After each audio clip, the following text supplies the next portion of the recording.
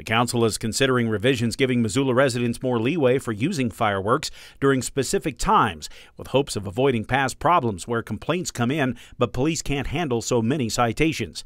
This morning, the council's Public Safety Committee was split over the idea of tougher enforcement versus using more liberal rules. The way to go about it is to allow it for a couple of days and increase the enforcement efforts outside of that, and let people get it out of their system in those few days. And I think it's at least worth a shot because what's happened in the past hasn't worked. Maybe we could just try that this first year and see kind of what happens, and then if we want to tinker with it next year we could. It just seems like in the past the enforcement piece has been really tough, and not just because of police officers. It seems to me that it had more to do with the judge that we used to have letting people off. The new ordinance would permit fireworks in the city for personal and non-public displays during specific hours between July 2nd and 4th, as well as on New Year's Eve. My entire family goes into the bedroom with the fan on, the television as loud as it will go, all the windows shut, and you can imagine how hot it gets.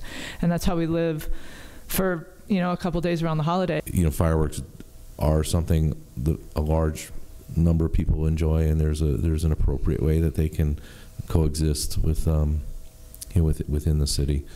Not necessarily the way it's been, not necessarily the way it's proposed, but I do think there's some room for some revision. I'm all for it starting to give a few tickets. There are problems with trying to do that. You got to catch the person in the act. That's not an easy thing to do.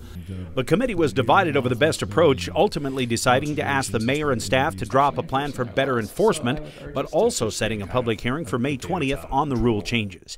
In Missoula, Dennis Bragg, MTN News.